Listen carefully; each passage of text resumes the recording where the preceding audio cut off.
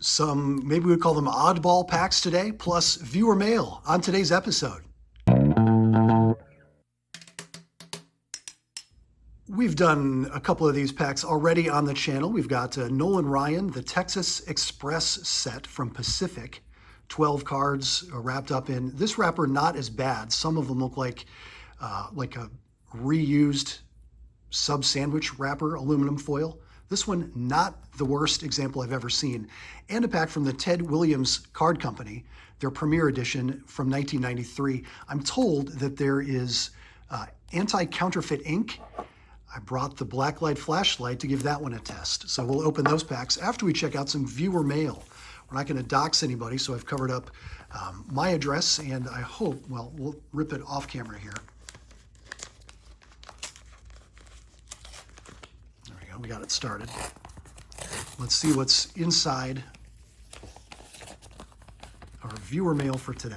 Again, try not to dox anybody, so I hope there's no personal identification. We'll unfold the letter off camera. All right. From a viewer named Nick, he says, "Hi, Brian. I added a Clark I wasn't sure you had yet. Regional sunflower seed cards from 1992 don't seem like something you just find at a card shop. I see other channels have entire collections sent to them. If your inventory ever feels like it's overflowing, I'm always willing to take free cards, regardless of sport. Going through old cards is a time machine. I see some of the stuff people submit. I think we can, there we go. We'll just share this. I see some of the stuff people submit to be a treasure to me, but these people just give it away. I was into the hobby right up to the millennium when adult life finally kicked in. I started a family, so the cards got put in back of the closet. Kids have left. My nephew just got into the 49ers, so I broke up my collection to make him a little starter kit. I'm not going to read the whole thing, but you can. I'm not going to read it out loud. I am going to read the whole thing. John Wick of baseball cards minus the gunplay.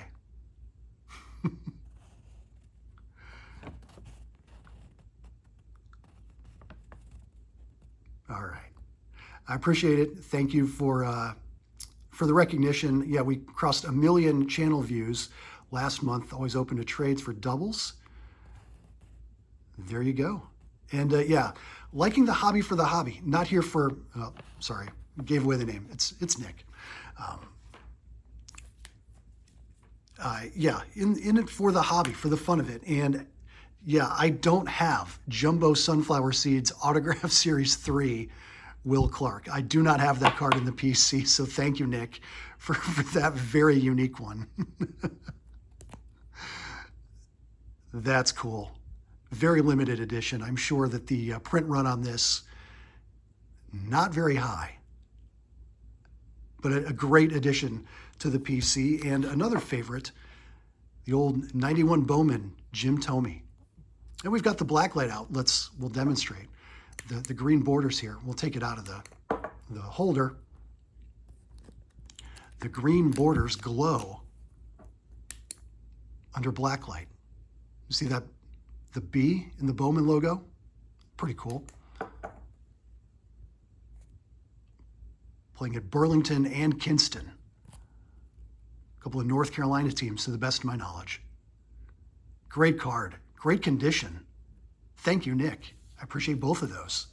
All right, let's get into the packs. We've got our Nolan Ryan, Texas Express, 12 cards, foil wrapper. Maybe we'll get the one where he's bleeding. Seems to be the hot one. Have you opened these Nolan Ryan cards? I was aware of them, but with the Pacific, just not really a brand that I was pursuing. All right, Nolan, through with chew, blowing a bubble, not spitting tobacco. 20th pitcher to 300 wins, acknowledging those fans. A World Series victory. Move the ball around, okay? Pitcher, Texas Rangers. All right.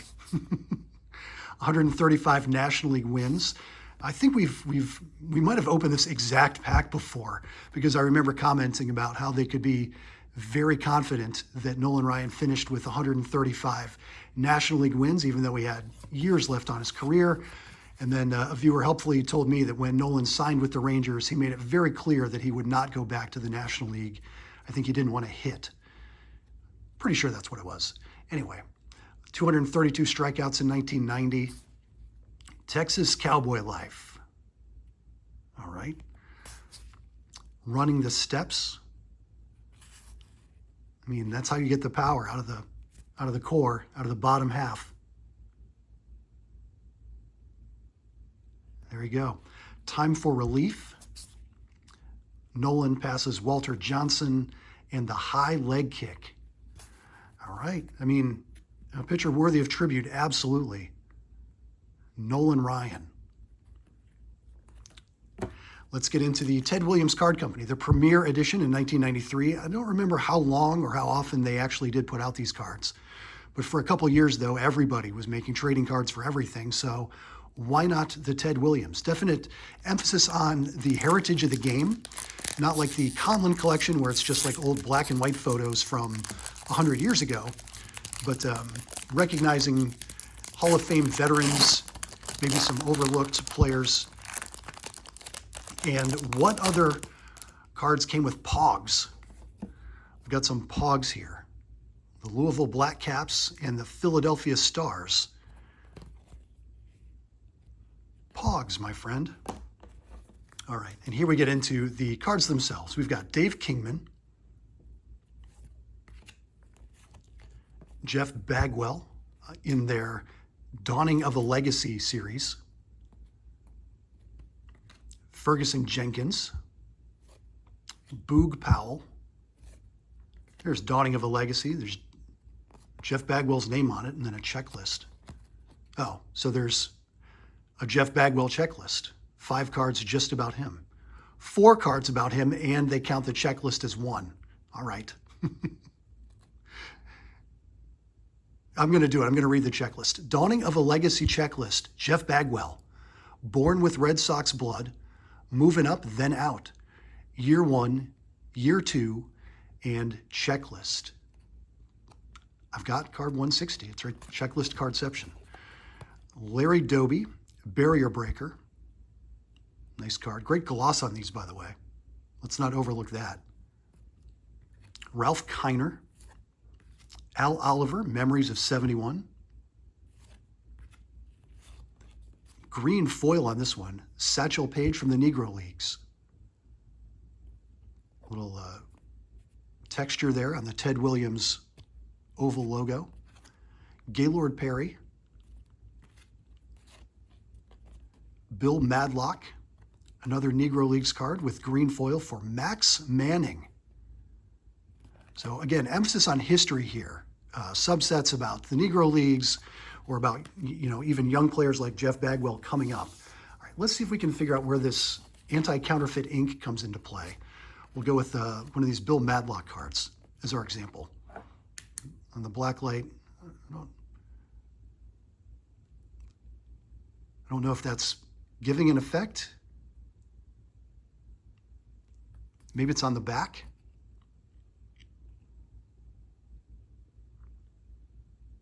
I don't know. I don't spot anything that looks like particularly invisible ink jumping out at me, like we saw the green glowing on that Bowman card from Jim Thome. I don't know. Maybe I'm missing something. Are you familiar with where that invisible ink, the counterfeit proofing would come into play here? Nice cards, nonetheless. On today's episode of Junk Wax Genius, we've opened old baseball cards. We've read some viewer mail. Thank you for being here. I do appreciate it. And we'll see you tomorrow with 2 completely different packs altogether. Thanks for watching.